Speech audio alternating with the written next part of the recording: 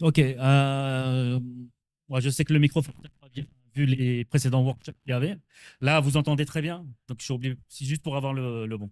Donc, je disais que notre ami à l'ANAPEC, le directeur régional de l'ANAPEC, maintenant, euh, tu veux que je le fasse comme ça? C'est mieux?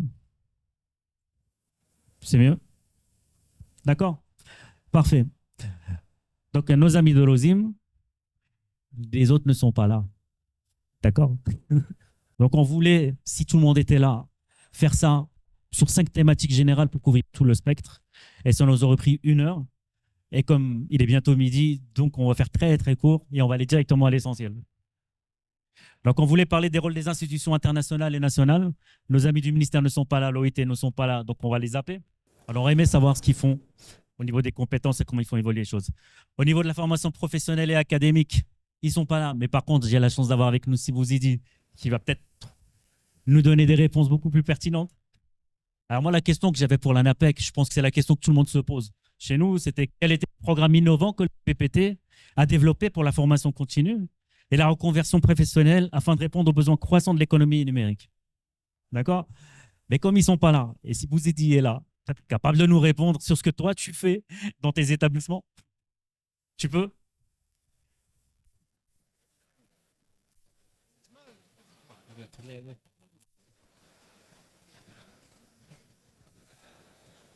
Bonjour à tous.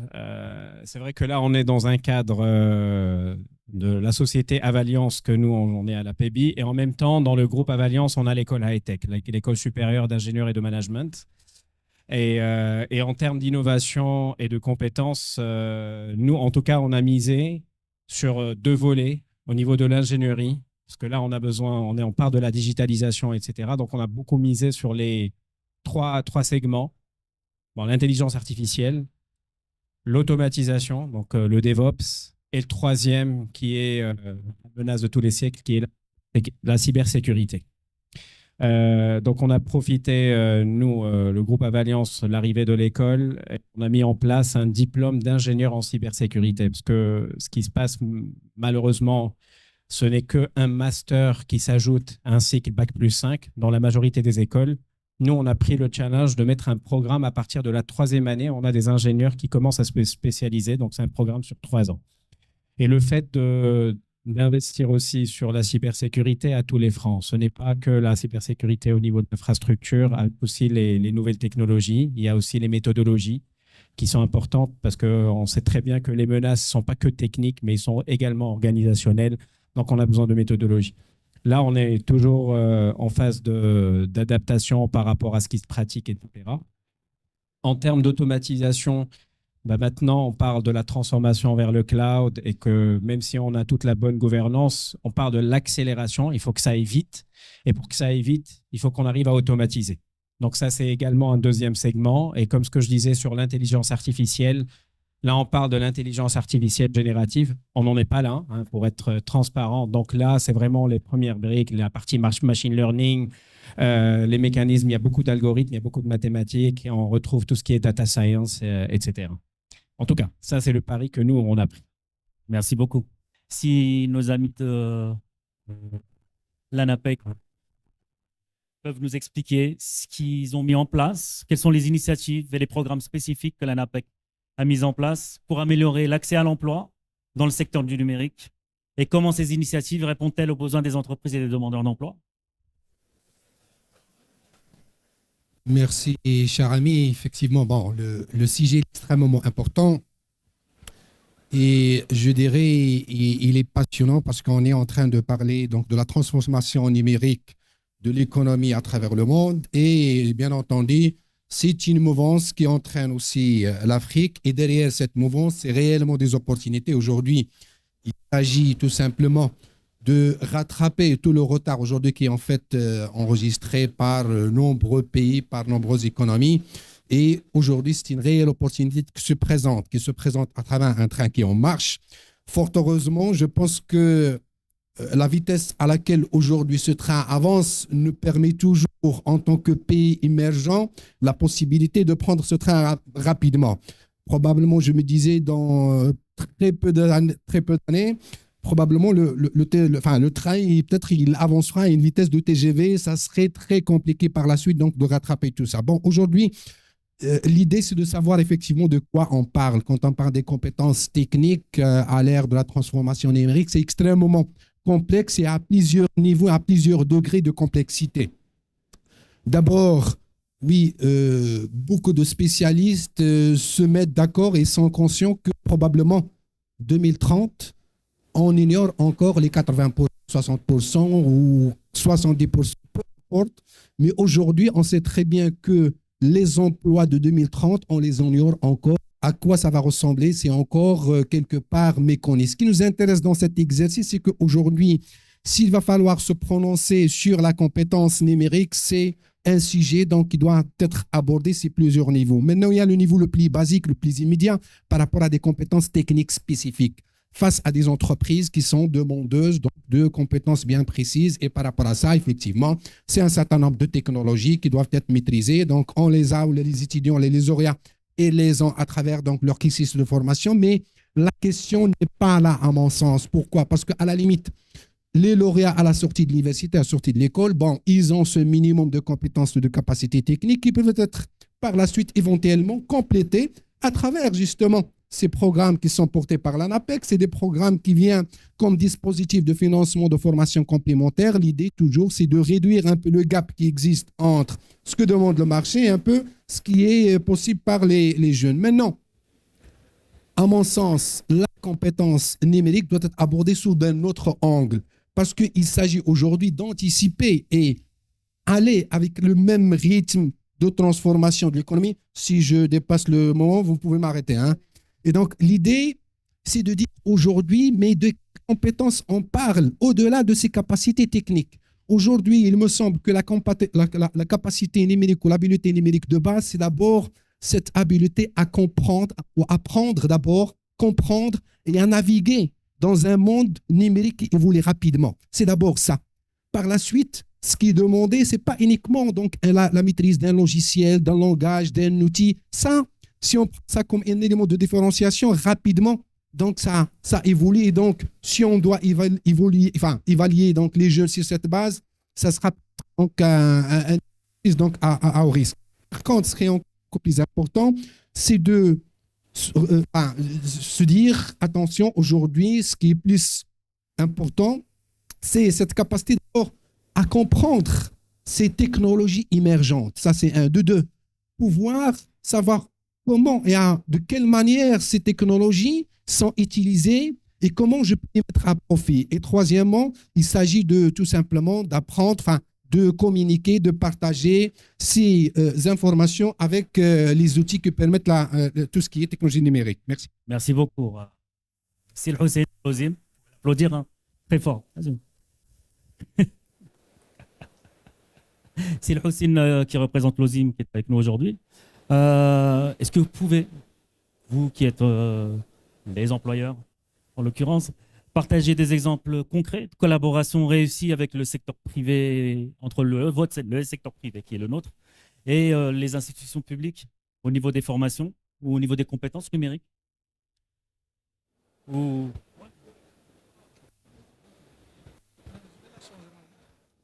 Alors, merci beaucoup de nous donner l'opportunité d'échanger sur ce sujet qui est très critique.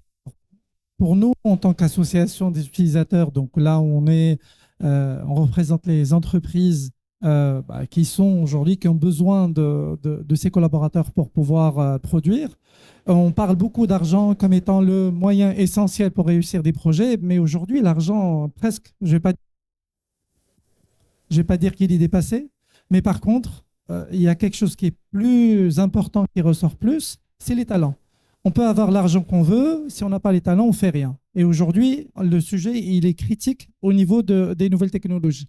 Alors, juste pour donner quelques mots par rapport à l'association d'utilisateurs du système d'information, c'est une association d'entreprises qui a deux objectifs principaux. Un, c'est faire en sorte que les membres de l'association et tous les acteurs de l'IT échangent, collaborent et parlent des sujets d'intérêt commun Et le sujet des talents est un sujet qui est particulièrement important.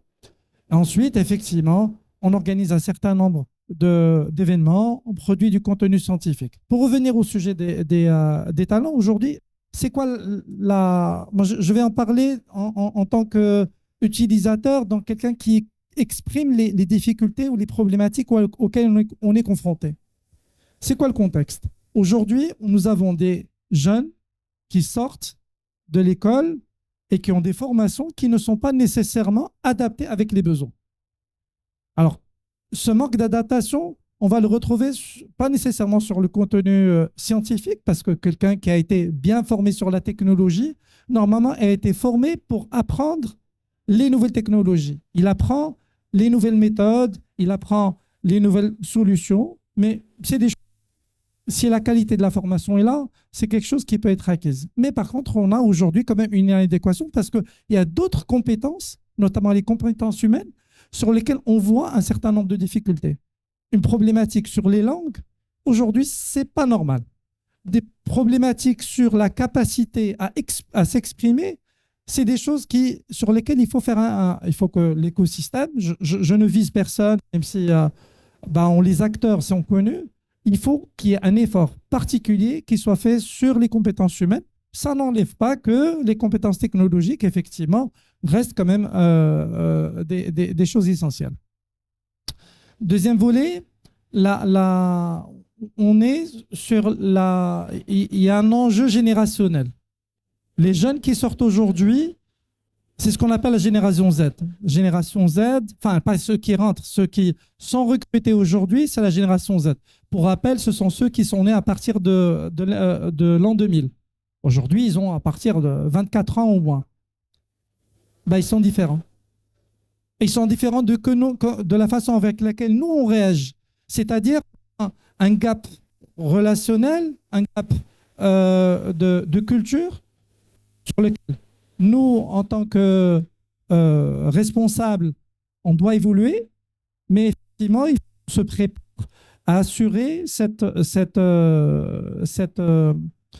communication. Je prends 2 minutes encore et je boucle. Donc, ça, c'est un enjeu qui est important, effectivement, sur lequel il faut qu'il y ait une attention et un effort important à faire. Ensuite, il y a un volet qui est très important, qui est au regard de l'agilité au niveau réglementaire.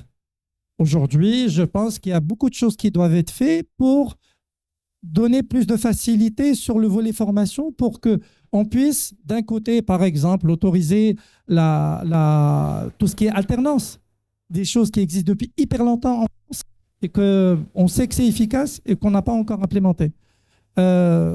Aujourd'hui, il faut qu'on se donne la possibilité d'avoir des modèles de formation alternatifs qui peuvent permettre au Maroc et à l'Afrique, parce que la question elle est aussi au niveau africain, de faire en sorte d'avoir une capacité ou une force de frappe de formation qui soit très importante pour que pas uniquement les acteurs tels que l'OSIM ou les banques ou autre chose, mais également les éditeurs logiciels, tous les acteurs puissent bénéficier de cette force qui est le capital le plus important. Et je vais boucler avec un dernier point, c'est que jusqu'ici, j'ai parlé principalement de la formation des jeunes. C'est un enjeu vital. Il y a un autre enjeu vital, parce qu'il ne faut pas qu'on retombe dans les enjeux d'il y a 20 ans, c'est la formation continue. On ne peut plus aujourd'hui avoir quelqu'un qui n'a pas suivi un cycle de formation continue, je dirais de manière obligatoire, au minimum, avec une piqûre de rappel tous les 5-10 ans. On ne peut pas se permettre d'avoir des gens qui vont avoir une technologie, une façon de travailler, puis après, quand ils auront, je dis n'importe quoi, 45 ans, 50 ans, ils sont sur des technologies qui sont mortes, ou ils sont sur des secteurs qui sont morts, ou sur des activités qui sont en fin de vie. Aujourd'hui, ce n'est pas les technologies uniquement qui s'arrêtent. Aujourd'hui, c'est des activités complètement, notamment avec les nouvelles technologies, qui risquent d'être... La formation continue est un enjeu vital. Ça, je pense, c'est des points sur lesquels il n'y a pas nécessairement de solution évidente, mais il faut vraiment qu'on les traite avec sérieux si on veut le bien, effectivement, de nos pays d'un point de vue économique, mais également d'un point de vue social. Merci. Merci beaucoup, Sir Hossein. On a avec nous Madame Sarah de l'ONCG. Bon, une petite question pour vous. Comment l'ONCG prépare-t-elle ses étudiants à maîtriser les compétences requises dans les technologies en général et émergentes en particulier? Et quels sont les principaux défis rencontrés dans ce processus d'adaptation? Parce que vous êtes tout le temps en cours d'adaptation en fonction de cette transformation qui va à vitesse grand V.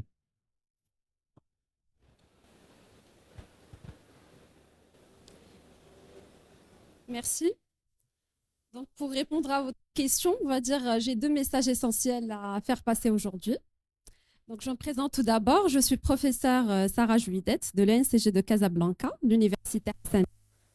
Je suis professeure-chercheur en marketing et également chargée de mission e-learning au sein de l'ENCG. Donc, tout d'abord, pour rebondir à l'intervention précédente, je tiens à vous rassurer qu'avec le nouveau pacte ESRI, qui est le pacte de l'enseignement supérieur, de la recherche et de l'innovation, on prend en compte tout ce qui est lié à la partie opérationnalisation et insertion professionnelle de nos jeunes. Est-ce que vous arrivez à m'écouter sans le micro? Non. OK. Le challenge de l'IT. Le IT, c'est pas toujours des valeurs sûres. Donc, c'est pour ça que l'humain, l'intelligence artificielle, l'IT ne va jamais remplacer l'humain. Donc, je disais qu'avec le pacte ESRI, le changement qui va y avoir, c'est le côté alternance dont vous avez parlé tout à l'heure. Aujourd'hui, en étant bien sûr business school, on prend en considération le pont entre tout ce qui est académique et professionnel. Aujourd'hui, nos jeunes, avant de sortir du banc de l'école, ils sont confrontés au milieu professionnel de manière, on va dire, quasi permanente, avec des travaux de recherche, avec les stages et aussi avec les interventions des professionnels dans nos locaux. Donc, à partir de l'année prochaine, avec le nouveau pacte, il y aura une réforme de l'ENCG, il y aura de nouveaux diplomations, donc il y aura le bac plus 2, le bac plus 3 et le bac plus 1. Ça va permettre justement à avoir plus de cohérence entre la partie théorique enseignée à l'école et la partie pratique. Donc, le deuxième message que je voudrais faire passer, c'est cette responsabilité de cohérence, c'est l'apanage de nous tous. Ce n'est pas seulement la responsabilité de l'université, c'est aussi la responsabilité du monde professionnel. Et nous, on est très ouverts par rapport à cela. C'est pour ça qu'on a créé au sein de notre ENCG, donc l'association, on a fondé une association qui s'appelle la MAEP, Moroccan Association for E-Learning Professionals.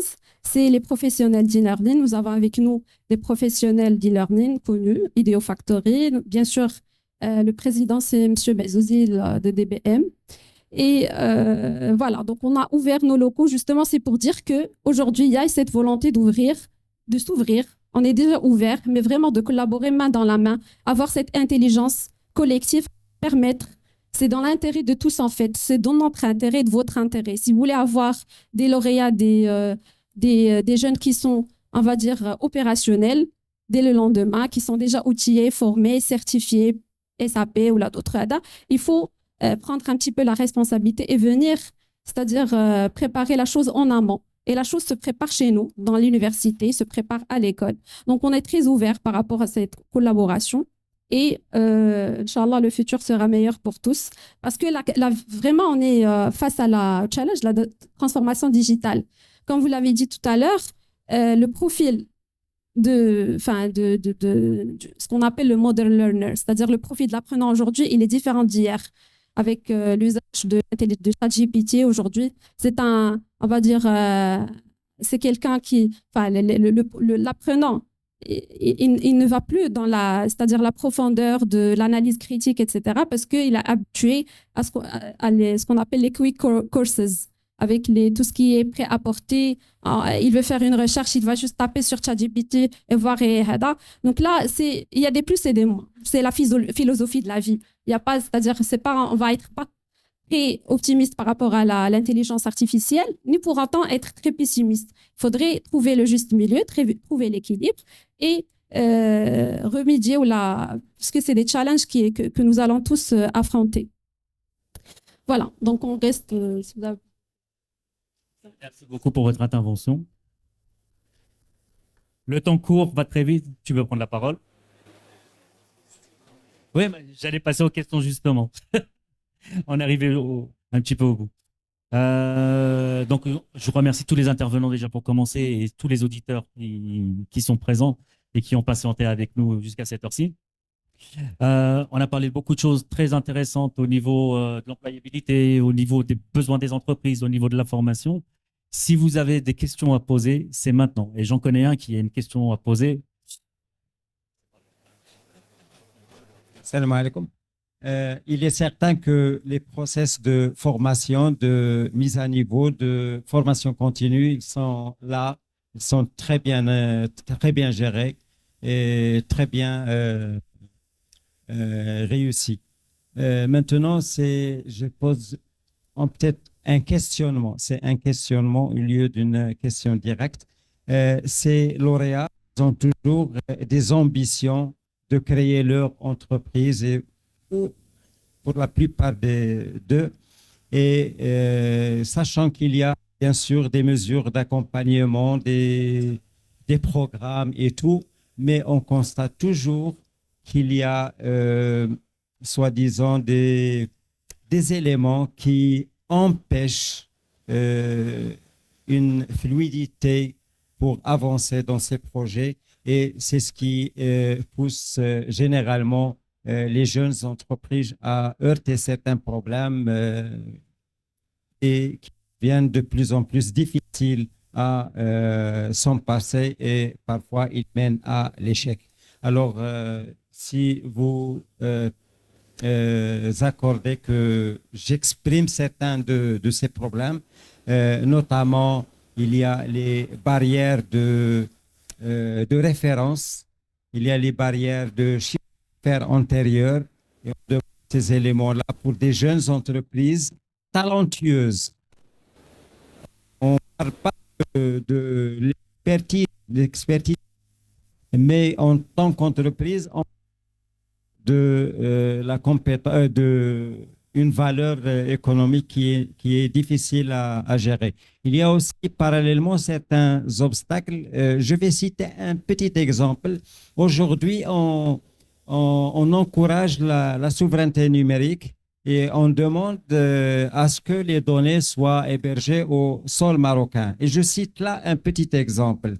Si je veux une configuration en cloud international, je peux l'avoir à 400 pour un exemple bien déterminé. Et pour la même configuration au niveau du sol marocain, elle est à 3000 dirhams, à 2500 dirhams le mois. Donc, il faut étudier ce genre de problème qui entrave la réussite de cette ambition nationale. Et merci.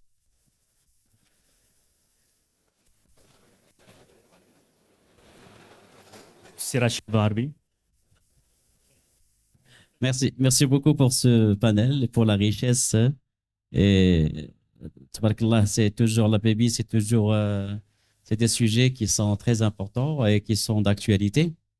En fait, je me pose la question, en fait, c'est une réflexion. Est-ce que, à votre avis, à l'ère de l'IA, est-ce qu'on n'aura pas besoin d'autres compétences?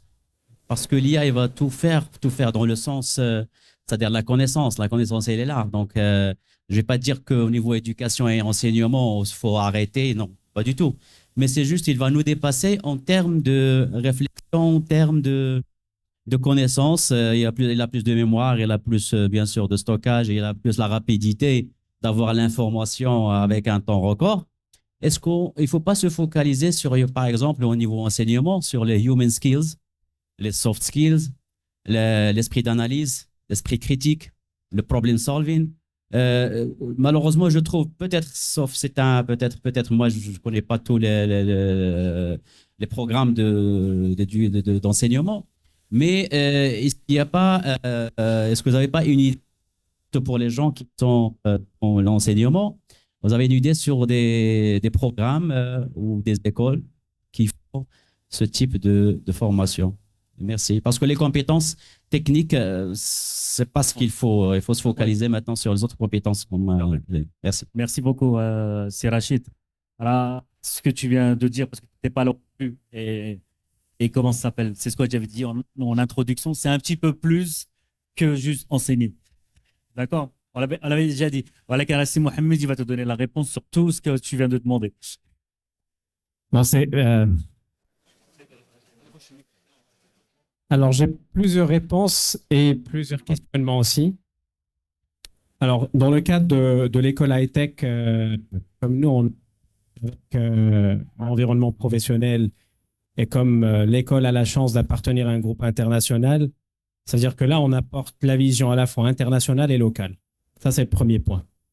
Le deuxième point, nous, notre expérience quand on est arrivé, et là, c'est le point le plus important, c'est les soft skills, c'est l'art de communication. Malheureusement, au Maghreb, on a les gens qui parlent plusieurs langues, qui est à la fois un atout, mais on n'a pas des personnes qui maîtrisent une seule langue. Et donc, déjà, l'handicap de la langue fait que la personne, elle doit faire un effort intellectuel parce qu'elle ne s'exprime pas avec la langue avec laquelle il est né.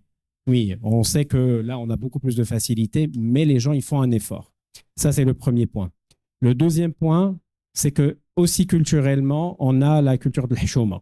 Donc, dès que l'étudiant il parle, attention, l'erreur, après, malheureusement, ça dépend aussi de la pédagogie des profs.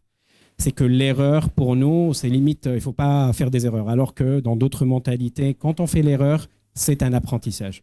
Donc, je pense que cet héritage ne rend pas les choses faciles. Bon, nous, on est en train d'expérimenter plusieurs choses.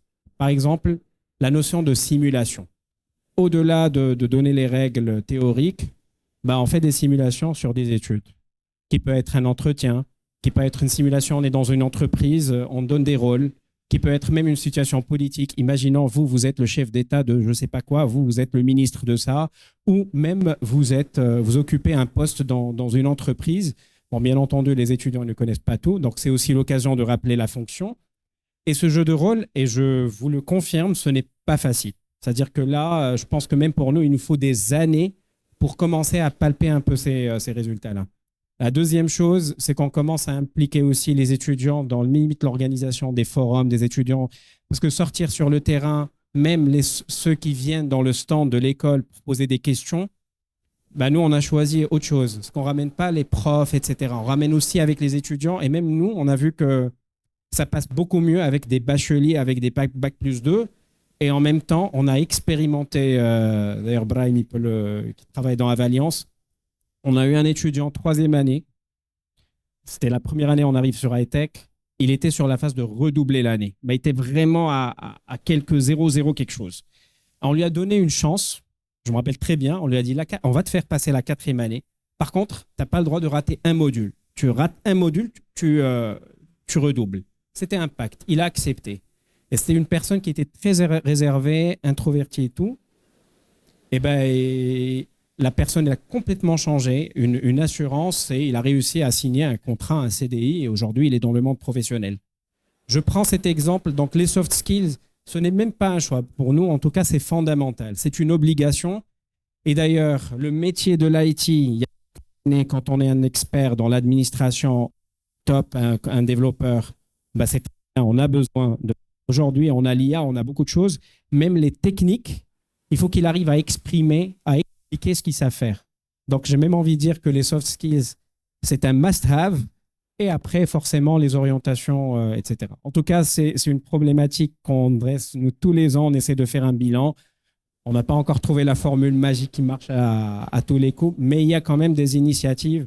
Et j'aurais bien aimé aussi encourager les autres écoles à passer à la simulation, mais par des professionnels.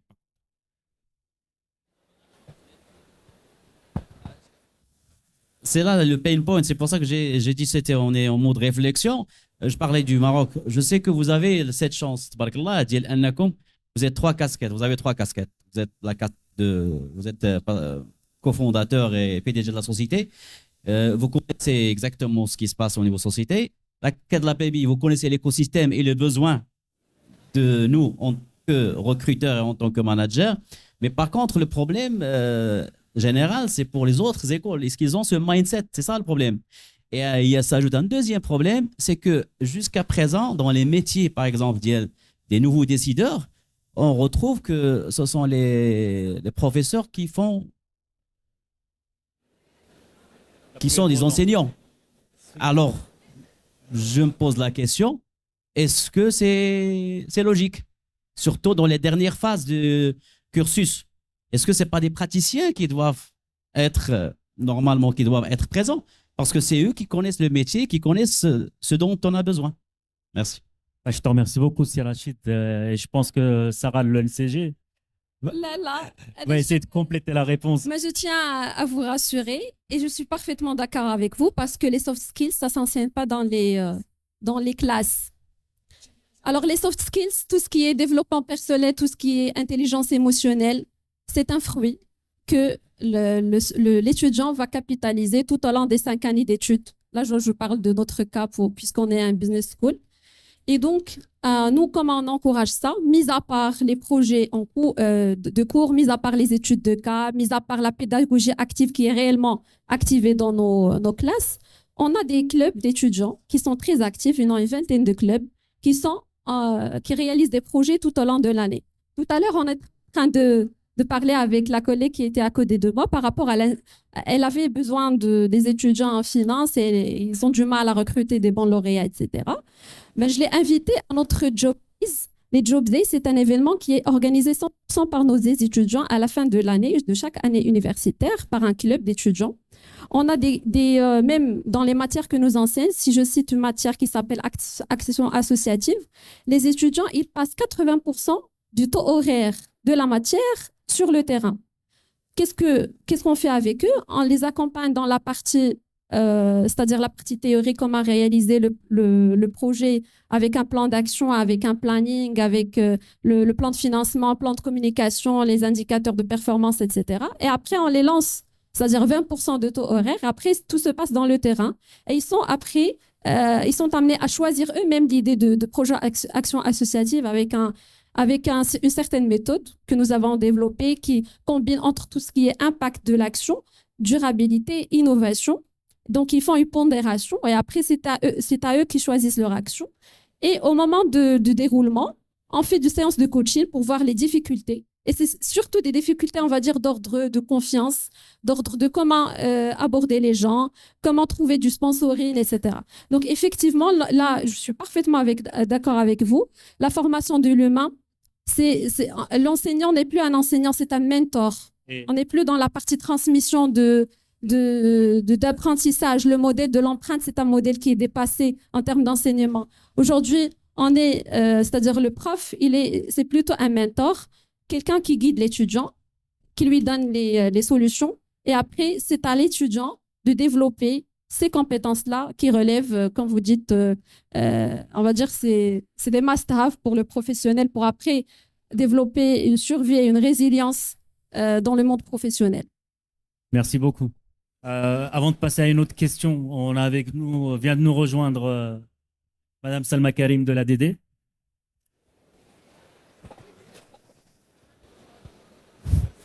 Comme tu es arrivé en cours, nous, on a déjà pratiquement terminé et on a vu un petit peu tous les aspects. Et du coup, on va te donner le micro et tu vas nous expliquer, vous, au niveau de l'ADD, ce que vous faites et quels sont les programmes que vous mettez en place, justement. Merci beaucoup, c'est Jossor. Moi, je suis ravie de pouvoir prendre le train en marche. J'étais de passage, donc je ne pouvais pas ne pas m'arrêter à l'espace APB et voir un peu la nature des discussions et m'en imprégner. Donc, à l'ADD, on a un plan national de formation qui s'appelle Génération Digitale. Donc, le but de ce plan, c'est de pouvoir outiller le capital humain national en termes de compétences digitales. Donc, quand on parle d'économie digitale, de pouvoir initier la feuille de route de transformation digitale du pays, le citoyen, il est au centre et ce citoyen, il faut l'accompagner. Donc, c'est pour cela qu'à l'ADD, on a travaillé sur des initiatives pour pouvoir capaciter le citoyen en termes de compréhension de ce que c'est que la technologie, de pouvoir lui donner en ces termes, en ces mots, c'est-à-dire en derija, des concepts de base d'acculturation digitale. Et c'est ce qu'on fait à travers Academia Raqmia. Donc, depuis 2021, en fait, non, 2022, parce que la plateforme, elle était en développement en 2021. Depuis 2022, on a lancé Academia Raqmia et on a commencé à faire du enrollment d'un parcours qu'on a appelé Acculturation digitale, Taqafa Raqmia, Tatqif Raqmi. Donc, à travers ce contenu, on a formé au digital. Donc, on a c'est quoi le e-commerce, c'est quoi les outils d'Internet de base, les bases de la cybersécurité, le marketing digital, les métiers du digital et j'en passe, pour pouvoir accompagner cette compréhension. Ce contenu, il est certes en e-learning, en self-paced, mais pas que. C'est un contenu qui est aussi dupliqué sur le terrain avec des partenaires, des associations, des écoles primaires, des universités, l'OFPPT, l'Agence de l'alphabétisation, ANLK, l'ANAPEC pour les chercheurs d'emploi. Donc, c'est un contenu qui est augmenté sur le terrain pour pouvoir accompagner cet effort national de compétences numériques qui est fait au niveau du citoyen. Mais pas que. Académie Al-Raqmiyya, c'est aussi une offre d'accompagnement du secteur public et du secteur privé. Donc, nous comptons plus de 80 partenaires qui se forment à Académie Al-Raqmiyya sur des contenus de découverte digitale pour pouvoir initier les gens à la transformation digitale ou du contenu de perfectionnement digital sur des formations de spécialisation. On a l'intelligence artificielle et big data, cybersécurité, marketing digital, design, coding, tout ça, on l'a à portée de main, à portée de clic pour que tous les professionnels puissent activer l'option du lifelong learning parce que le digital, il avance très, très vite. Chaque jour, il y a des nouveautés, ne serait-ce que l'IA générative. On a ChatGPT, maintenant 3, 4, on aura 5, on aura énormément de choses. Le parcours classique n'est pas un moyen pour garantir cette compréhension de la technologie, pour pouvoir avoir cette force de frappe et cette capacité à proposer une prise de décision en temps réel qui est nécessaire à la PME marocaine, à l'administration marocaine pour accompagner cet effort de transformation digitale. À l'ADD, on a activé ça à travers Génération Digitale, une initiative et Académie Al-Raqmiyya, mais une autre initiative, c'est de pouvoir accompagner l'effort d'innovation. Parce que aussi l'université, c'est un hub d'innovation, un hub de création de la valeur. Donc, c'est pour cela qu'on a travaillé avec des partenaires américains, l'UM6P, pour créer le premier centre de transfert technologique et de compétences en technologie immersive. Tout ce qui est réalité virtuelle, réalité augmentée, là, on parle du temps du métaverse. Donc, on forme des grades. Donc, après, c'est un parcours qui est post-école d'ingénieur où on forme des développeurs spécialisés en métaverse. Donc, réalité virtuelle, réalité augmentée, réalité mixte, et ça permet de créer des use cases marocaines dans cette technologie de pointe qui répond parfaitement à des exigences d'un secteur de la santé, d'un secteur culturel et touristique, pour pouvoir accompagner ces dynamiques de croissance locale au Maroc. L'ADD a aussi, ça c'est des initiatives en front office, c'est-à-dire qui sont brandé ADD, mais nous travaillons aussi en back-office avec les différentes entités de formation. Nous avons accompagné avec l'APEBI, l'OFPPT dans le cadre de la mise à niveau de sa feuille de route de formation à travers des ateliers sectoriels. Donc, grâce à cette collaboration maintenant au CMC, il y a le Data Steward, il y a le technicien spécialisé en cybersécurité, il y a le développeur full stack. Donc, on a upgradé un peu la carte de formation de l'OFPPT pour pouvoir équiper le travailleur marocain pour répondre aux besoins de l'écosystème et du travail, du marché du travail. Donc, il y a énormément de choses qu'on fait à l'ADD. Il faut peut-être créer des ponts de communication avec les collègues de l'APEBI pour pouvoir démystifier tout ça, faire connaissance les uns les autres, fédérer un peu, mutualiser les moyens. Voilà, donc je reste à votre disposition. On est aussi présent au stand MTA Talent, où il y a l'initiative Académie Al-Raqmiyya, Jobin Tech, le ministère de l'Enseignement supérieur, Éducation nationale, tous les acteurs de la formation, APEBI y est aussi. Donc, on serait ravis de pouvoir faire le pont entre cet espace et l'autre espace. Merci beaucoup. Merci beaucoup pour ton témoignage. Je pense qu'en 1 heure, on a fait un petit peu le tour, mais c'est vraiment pas le lieu pour aller beaucoup plus loin. Mais vraiment pour une petite introduction pour nous, pour pouvoir discuter justement de ces fameuses compétences, comment mettre à niveau ces compétences et comment faire évoluer justement le marché pour pouvoir répondre aux besoins de nos entreprises et du pays en général. Donc, je pense qu'on va clore là-dessus. La question, tu la gardes pour entre nous plus tard. Et on clôt là-dessus. Et je pense qu'on aura l'occasion de se revoir peut-être à d'autres moments. Pas au niveau du JATEX, parce que je ne pense pas que c'est vraiment l'endroit pour pouvoir aller beaucoup plus loin là-dessus, mais vraiment ailleurs, que ce soit à l'ADD, que ce soit à l'OSIM ou que ce soit à l'APEBI. Marhaba. Merci beaucoup.